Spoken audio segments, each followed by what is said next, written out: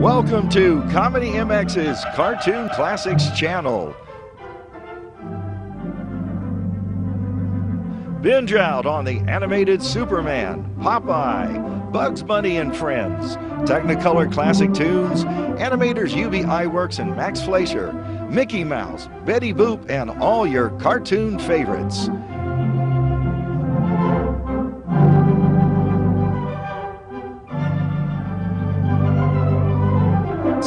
Animate your everyday at Cartoon Classics channel.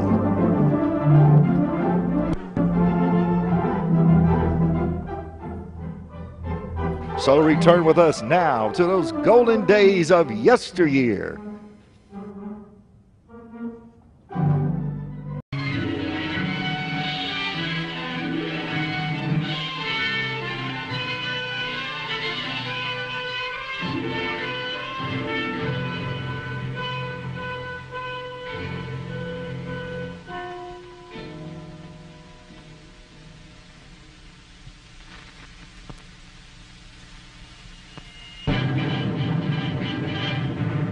Age was born. There is no denying that since that moment, the shadow of the atom bomb has been across all our lives. All men of goodwill earnestly hope that a realistic control of atomic weapons can and will be achieved. Meanwhile, good sense requires that all of us prepare for any eventuality. But wisdom demands, too, that we take time to understand this force. Because here, in fact, is the answer to a dream as old as man himself. A giant of limitless power at man's command. And where was it science found that giant?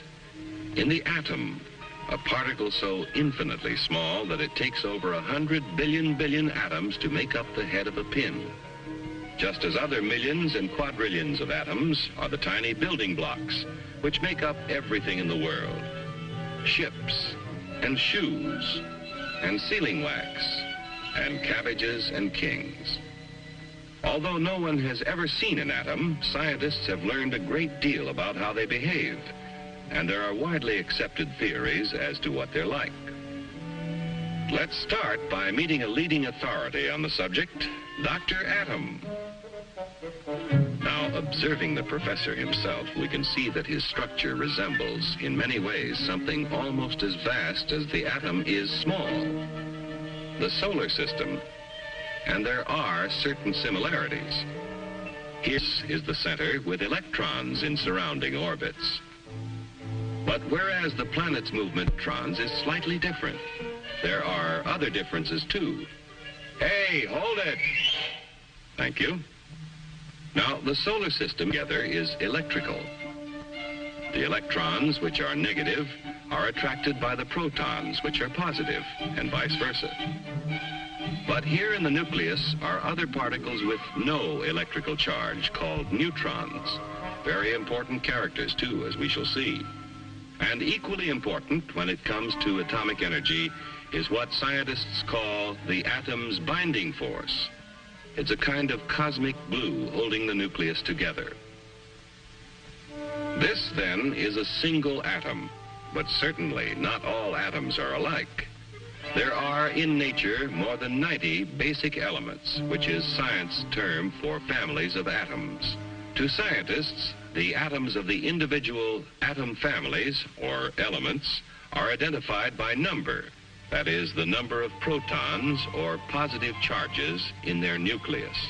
And they vary all the way from hydrogen, which has just 1 proton, to oxygen with 8 protons, to gold, he's rich with 79, finally on to the heaviest of all natural elements, uranium with 92 protons. Now, within each element, or family of atoms, there can be different members, each one having the same number of protons, but differing in the number of neutrons. The total of an atom's protons and neutrons is its atomic weight. Thus, in natural uranium, we have U-234, U-235, and U-238. These different members of the same element or atom family, science calls isotopes. Some elements, tin for instance, have a great many isotopes. Others, like aluminum, are lone wolves with just one. Now, most atoms of most elements are content with their lot in life. We speak of them as being stable, but others are busy day and night, being what science calls radioactive. Like radium, throwing off powerful rays along with some of its neutrons and protons, until it actually alters its own nuclear structure and changes to another family, and then to another, until it does become stable at last.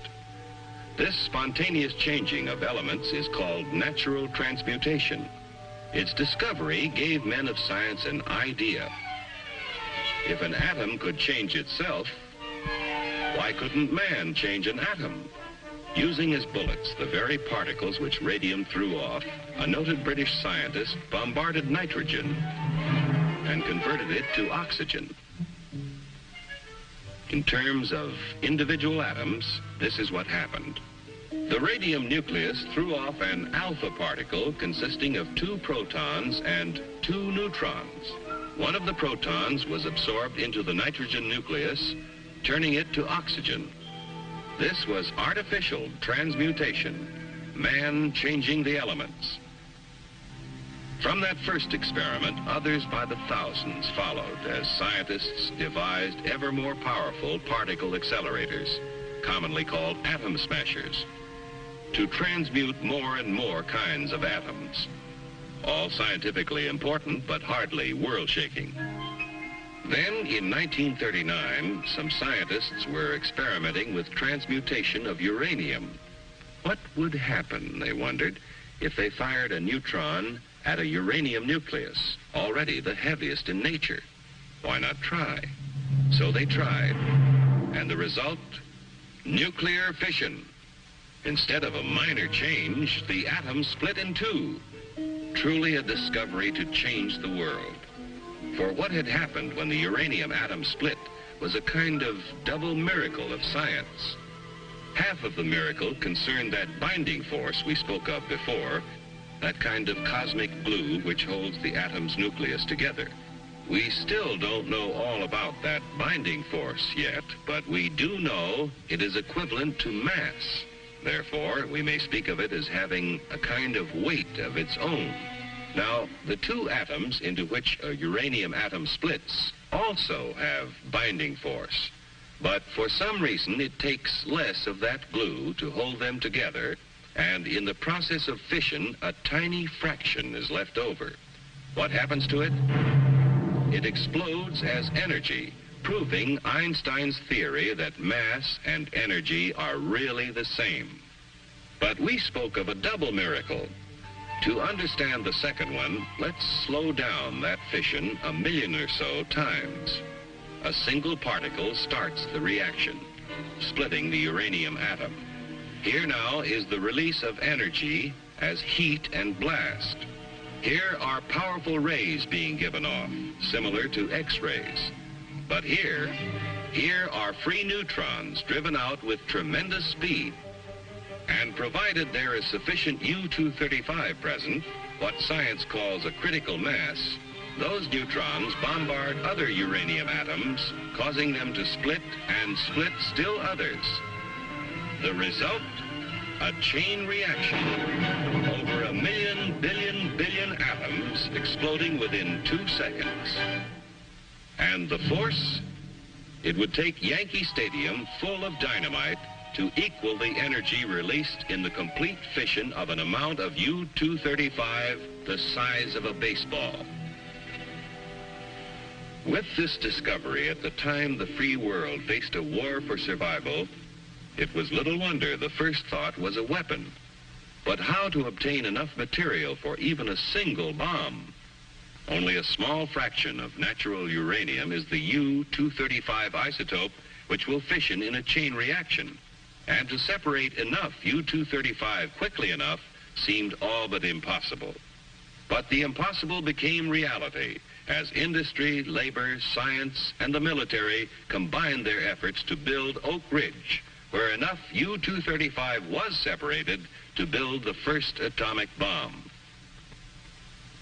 At Hanford, Washington, another impossible project proved possible when a huge plant was built for the mass production of the artificial element plutonium. This process involves what may be called the furnace of atomic energy, the reactor pile. Here is a structure or pile of graphite blocks. In the reactor are placed rods of natural uranium containing both U-235 and U-238. As U-235 begins to fission, the graphite slows down the free neutrons, and some of them hit other U-235 atoms, keeping the chain reaction going. But others of those slowed down neutrons hit U-238 atoms. And here's what happens. Remember, we said that U-238 wouldn't support a chain reaction. However, it will capture neutrons from U-235 fission and start a process which converts the U-238 first to neptunium, then to plutonium. And plutonium will fission in chain reaction. Thus, the reactor itself is a source of atomic fuel. Besides producing plutonium, the nuclear reactor makes possible two very important peacetime uses of atomic energy. Remember that the chain reaction process in the reactor creates tremendous heat, which scientists have learned how to control. Thus, a reactor may be substituted in many industrial applications where heat is now provided by coal or petroleum. But such uses in the foreseeable future are limited. For one thing, a reactor pile must be shielded to protect the workers around it from dangerous radiation, and this shielding adds tremendous weight. However, an atomic energy power plant has already proved feasible. The future supplying of electric power to entire cities is far from impossible, while nuclear power in locomotives, submarines, ships, and even very large airplanes may all but revolutionize future transportation on land, sea, and air. But perhaps the most valuable byproduct of the nation's reactor piles is radioactive isotopes. Research has revealed that many elements not naturally radioactive became so when placed in a nuclear reactor. And these isotopes, working as tracers with such measuring devices as a Geiger counter, became invisible detectives, aiding the cause of science in many different fields.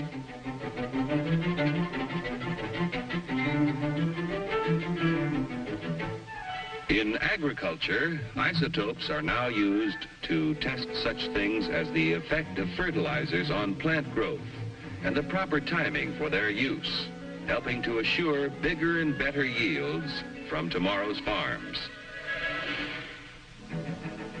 In industry, isotopes have found literally hundreds of new uses, such as the automatic thickness control of sheet aluminum, saving hundreds of man-hours of labor and assuring accuracy never before possible. In the fields of medicine and biochemistry, isotopes are performing near miracles of diagnosis and discovery. With radioactive sodium, doctors are solving more of the seeming mysteries of heart disease and circulatory disturbances. Radioactive phosphorus has been used to locate tumors in the brain and greatly simplify operations for their removal. Iodine-131 finds one of many uses in revealing conditions of the thyroid, and there are many more. New ways of using isotopes are being discovered constantly through the tireless work of modern pioneers in such fields as chemistry, metallurgy, medicine, and biology. Truly, the superpower which man has released from within the atom's heart is not one, but many giants. One is the warrior, the destroyer. Another is the engineer, seeking to provide vast quantities of energy to run the world's machines. Another is the farmer, helping to better feed tomorrow's world. Still another is the healer, helping to diagnose and cure the sick. And the last is the research worker, working on in the fields of pure science to reveal more of the mysteries of the universe. But all are within man's power, subject to his command. On man's wisdom, on his firmness in the use of that power, depends now the future of his children and his children's children in the new world of the atomic age.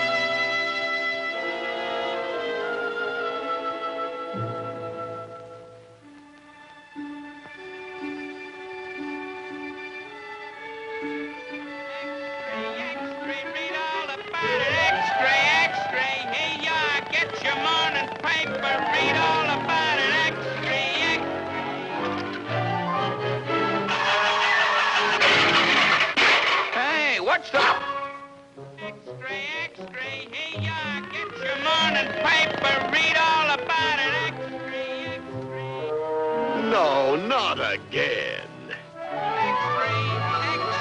Extra, read all about it. What's that? No, sirree. Won't do it. Can't make me do it.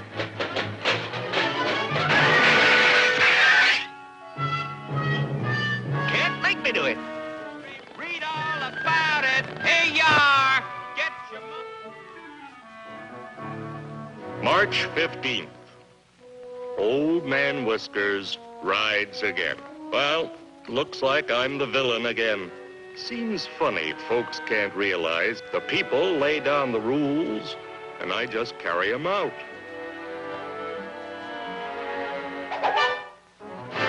My income tax is murder. Rubber! You gone crazy or something? You're driving me to the wall. Can't pay it. Crops were good. Where do you think I'm gonna get the money? Now, boys, take it easy. Don't blow your tops. You're spending us into bankruptcy. Do you think money grows on bushes, Bub? Listen, Uncle. Cut my taxes or else. I'd like to oblige, but you fellas seem to forget. The more benefits you demand, the higher your taxes have to be to pay the bills. Now, here's a list of a lot of things you'd like to have me buy for you, some of which may be very worthwhile. Certain government educational projects. Government medicine for everybody. More people on government payrolls. More government power projects. Electricity for everybody. Small loans for small business. Big loans for big business. Convert 4-lane superhighways to 8-lane superhighways. More billions for Europe. Higher subsidies for farmers. Potatoes, dried eggs, wheat, butter, cotton, soybeans, beef, pork, sold to America. Can't you understand? The more you get, the higher taxes you have to pay. I'm paying more than my share now. And you ought to pay more. You farmers are doing all right, too. It's you city slickers that are to blame for higher taxes, not me. Now, boys, don't fight about who's going to pay higher taxes. You'll all pay, one way or another. You know, I'm not very proud of some of the methods I have to use to get money from you boys. For instance, you probably haven't noticed a certain character who's been collecting for me for a long time, Mr. Hidden Tax. Every time you buy something, he takes a bite. Half of what you pay for tobacco. He ends up with about 1/3 the price of a new car. Cut the tax off your wife's hat, and what have you got left? Every time you buy a suit, he's right there to snip off his share. Don't forget, boys, that while you're busy complaining about your high income tax, Mr. Hidden Tax has already picked your pockets for his share. Add up the annual taxes the average person pays, and it's just like he has to work 3 months each year to pay his share of government expenses. As high as taxes are, you're still not paying off 1 dime on your national debt. What'll we do about that? Oh, let it ride. I can't pay more taxes. Me neither. Don't look at me. He's still making plenty of profits. Yeah, old Moneybags is loaded with dough. Raise his taxes. Sounds logical, but let's look at the results.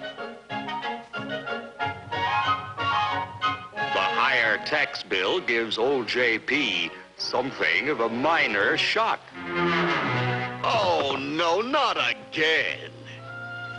Here's what usually happens when we raise corporate taxes too high. First, I've got to pay my present taxes. Part of the profits have to help pay for the new plant. Must keep ahead of my competitors. Maybe I can skip a dividend. No, can't do that. Have to keep my stockholders happy. I might want them to invest more money in the business. Have to put a little by for rainy days. They come to everybody. Well, there's no money left to pay the tax increase. There's only one thing to do.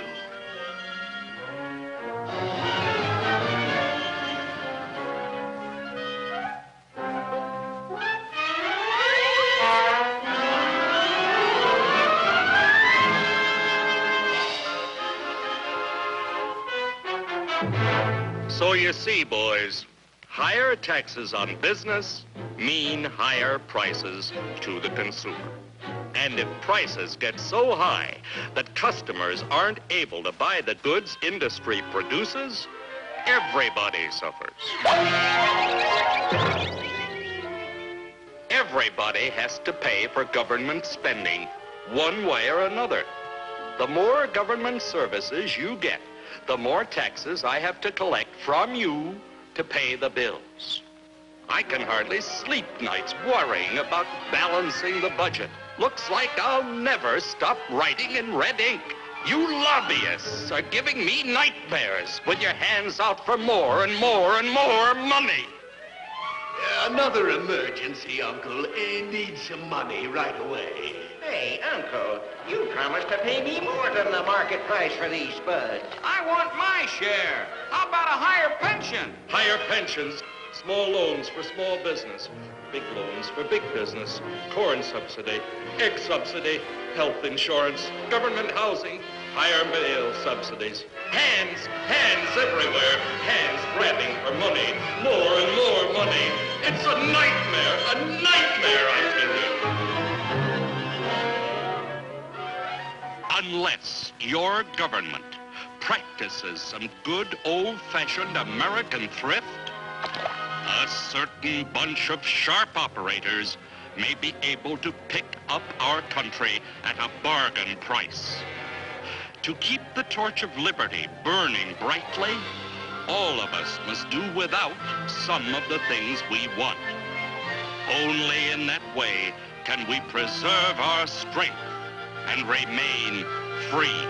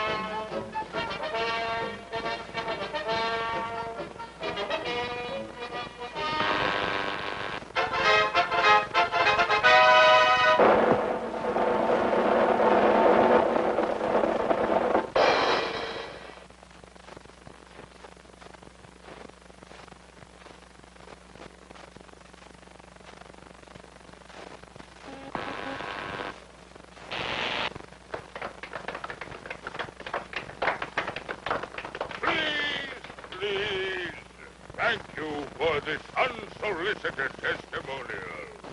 And now, by special permission of the Commander-in-Chief, me, here is Mars' first space explorer, Colonel Cosmic.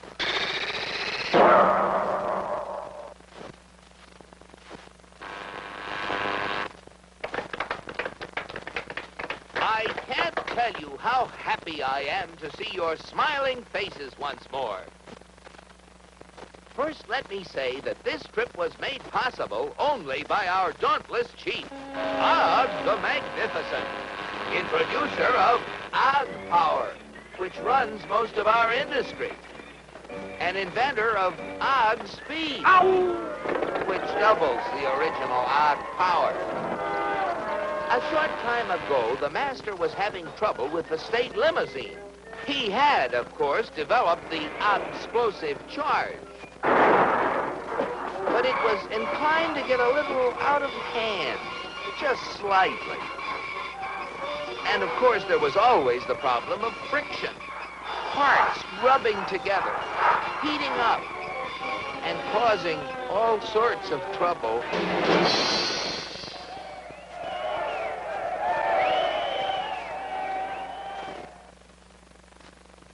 But our leader was undaunted. He immediately ordered our first expedition into space to bring back the secret of how other planets got their state limousines to run smoothly. The target was picked with painstaking scientific accuracy. Destination, Earth. You all know with what eagerness I volunteered for the mission, and with what confidence I took off.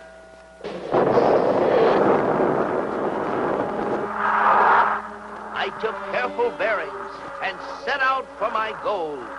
It seemed no time till I was approaching a country of Earth called, the United States of America.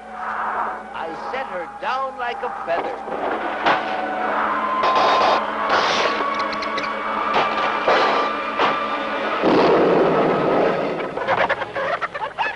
What's all the racket? Naturally, I protected government property by making the saucer invisible. They're after the chickens, Ma! And though the natives showed great interest in me, I decided to make myself invisible, too. Seeing moving lights in the distance, I headed for them. What phenomenal luck! I had landed close to what seemed to be an endless procession of state limousines. They moved quickly, and yet with fantastic smoothness. I just had to get a closer look at one of those Earthmobiles.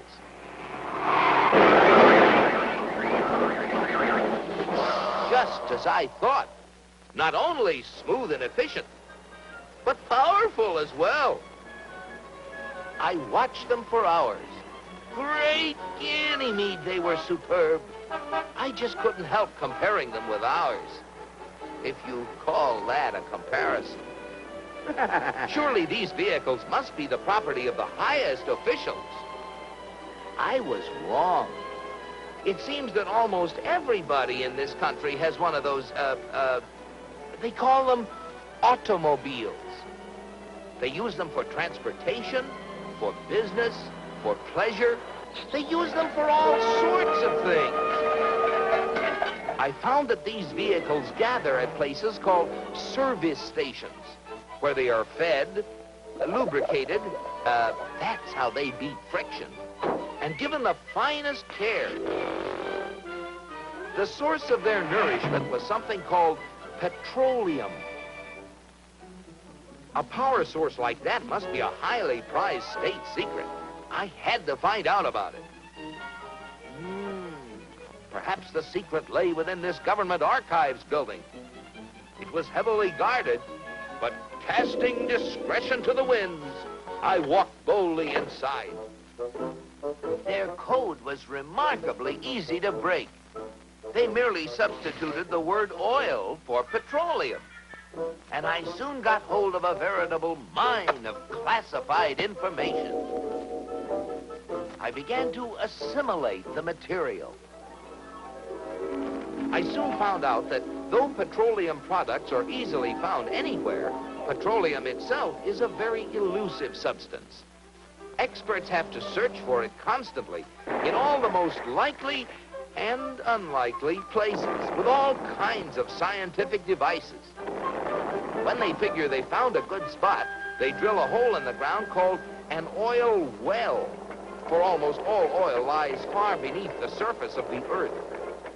These wells go down thousands of feet and cost a lot of money to drill. But that's no guarantee that they're going to find oil. Matter of fact, in exploratory drilling, only 1 well in 9 finds any oil at all. Only 1 in 44 recovers enough oil to pay for itself. And only 1 in almost 1,000 makes a major discovery. Pretty big odds. Yet America's proved reserves, the oil supplies still underground, have kept increasing steadily. I couldn't imagine how this ever-increasing supply of oil was achieved until I found out that there's not just 1, but thousands of oil companies, all competing with each other to discover and develop new sources of oil. For believe it or not, in the USA, anyone who is willing to risk it can drill for oil. But oil discovery is only part of the story. Once they get oil out of the ground, it has to be moved through pipelines, on ships, or in tank cars to fantastic processing plants called refineries. Crude oil goes in, and great Jupiter, the things that come out. Gasoline, for example, the most efficient mobile power source on Earth. That was the stuff that powered all those cars and trucks. And asphalt, which makes smooth, durable roads. It seems that oil not only runs cars, it even gives them something to run on. Another oil product is the diesel fuel, which runs giant trains across the nation. In winter, fuel oil made from petroleum brings warmth and comfort to millions of homes. And still other fuels help defend America's shores and skies. From refineries also come the lubricating oils and greases that keep the wheels turning in America. But that still isn't all. Crude oil, like everything else, is made up of billions of tiny molecules. And using the magic of research, oil companies compete with each other in taking the petroleum molecule apart and rearranging it into, well, you name it, fabrics, toothbrushes, tires, insecticides, cosmetics, weed killers, a whole galaxy of things to make a better life on Earth. And you know, it isn't just oil companies that try to outdo each other, competing for the customer's dollar. The same story is true of almost every successful business enterprise in America. The result? A higher standard of living in the USA than in any other country on the whole planet. At last, the secret was mine. And now, to get proof of my discovery, smuggled past the border guards. In spite of my infinite precautions, one of them became suspicious and gave the alarm. Come back for the eggs, did you? And so, with the fond farewells of the natives ringing in my ears, I took off once again for Mars. My landing was a little bumpy, but I saved my precious cargo. Yes, I brought the secrets back with me, and here they are. The big secret is, of course, oil, which has brought a better life to all the people in the USA. But the key to making oil work for everybody is competition. Fellow Martians, I thank you. Very interesting, Colonel. Oil, huh? Sounds splendid. But that, what was it? Competition. Not our kind of thing at all. Why, competition is downright un-Martian. We'll have oil for everybody. That's what we need. Oh, boy, oil.